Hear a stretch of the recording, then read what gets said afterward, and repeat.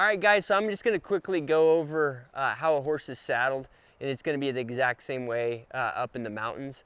I wouldn't worry about this too much as a hunter, but you might find it helpful to just kind of understand what's going on. So the first thing guys do is they're gonna brush the horses.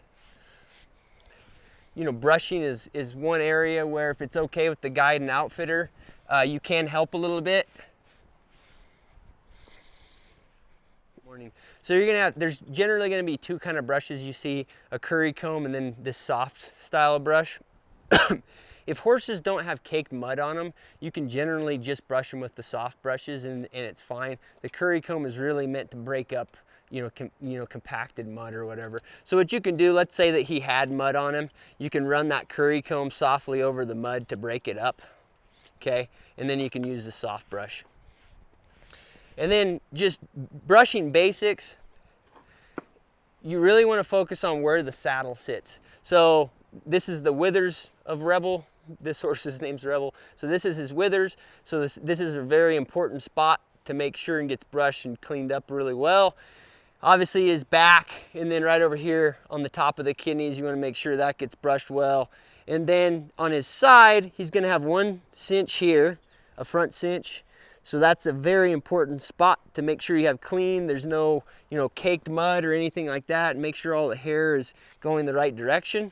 And that's probably the most important part of brushing is there. And when I say that, you got to remember the cinch goes all the way around. So on the side, you want to brush that cinch area, but also right here under his belly, you want to make sure you get that. And that tends to be the spot where they get stuff under their cinch because they're kicking up mud or something at night when they're tied up. So you'll see that. In here, you can kind of hit this part of their belly. If the saddle has a back cinch on it, usually that doesn't have contact all the time. It usually runs a little bit looser, so it's not as big a deal, but you want to get it.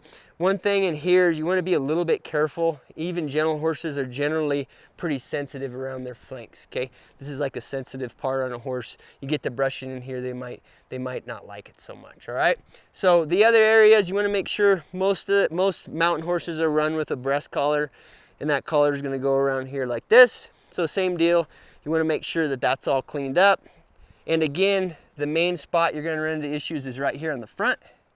That's the most likely spot for mud and stuff to cake on the horse. And then that's also where you're going to get most of the contact on the breast collar. So when you're going uphill, that breast collar is going to make contact. So you want that to be nice and clean. So that's your basics of brushing. All right, so after the horse has been brushed, your guides are going to put pads on the horse. Most guys use 2 pads.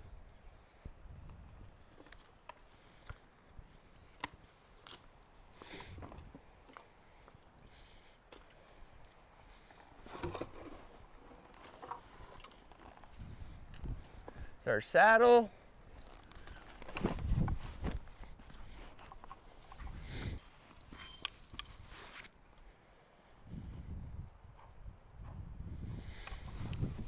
And then the first thing that's going to get attached to the horse is the front cinch. You're going to see your guides are generally always working on the left-hand side of the horse's left hand. Some people call it the on side. And you'll kind of find also, you as a hunter, you're almost always going to be on that side of the horse too. And and the horses are kind of used to that. Ever since they're little babies, most of the work's going to be on that side. So the guides are generally going to just snug up that front cinch. And the reason that they're doing the front cinch first, if for some reason between now and when you get on, all hell breaks loose for whatever reason, if that front cinch is pretty snug, the saddle's going to stay on there securely. All the other attachments, if they're done first and something were to happen, the saddle can flop off and cause all sorts of problems. This is the back cinch. And once you get on, this is going to be tightened up pretty darn snug.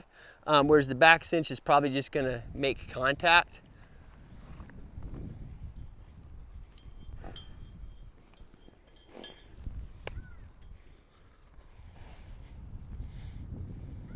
This is the breast collar.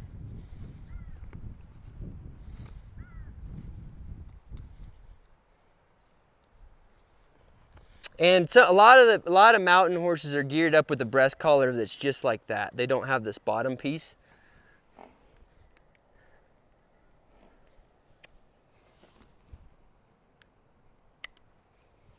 Okay, so that's your basic saddling.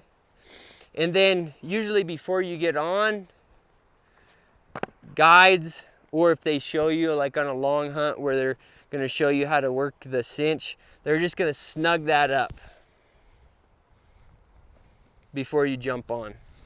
And that's something that you might keep in mind as a hunter, you know. If the guide doesn't look at that beforehand, you might just, stick a couple fingers under there. If you can stick 3 fingers in there with a lot of slack, it means your cinch is not tight. And you need to be careful before getting on, because what you're gonna do is you're gonna stick your foot in the stirrup and you're gonna put a lot of weight that way, right? So you're gonna find out real quick if that cinch is really loose. So that's something you might keep in mind. Most guides are on it, but just kind of, if you're looking out for yourself, that's something to think about.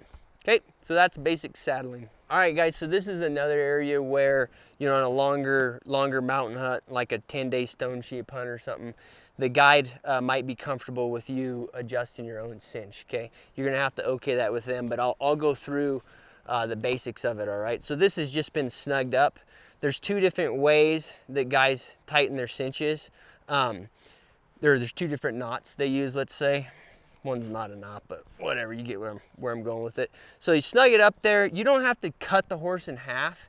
And to be honest, as you feel more and more comfortable riding, it's a little bit advantageous if you don't snug it up so tight. If you're always tightening them up as much as possible, they're more likely to get sore. But at first, and when you're learning how to ride, you do need them pretty darn tight, okay? So snug them up. And then generally what I use is what I call a T-knot. So over the latigo, back through the ring here, and then down here. And the nice thing about that is it's not like unit based, right? Like you have it tight, you're not gonna lose any because you're not using a hole like the buckle here. I'll show you that one next. But anyways, sometimes when you do it, you end up with a really long chunk of latigo. That's what this is called. And you don't want that too long where like the horse is gonna step on it or it's just hanging around. So most of these saddles have one of these little deals you can slip it through and do that, and that kind of takes some slack out of it. The other method that you'll see is actually using this buckle. And so there you're gonna find a hole that's been pre-punched in the latigo, stick the buckle in there, and then you're gonna grab this chunk of latigo and you're gonna use it to snug the buckle up right here like this, okay?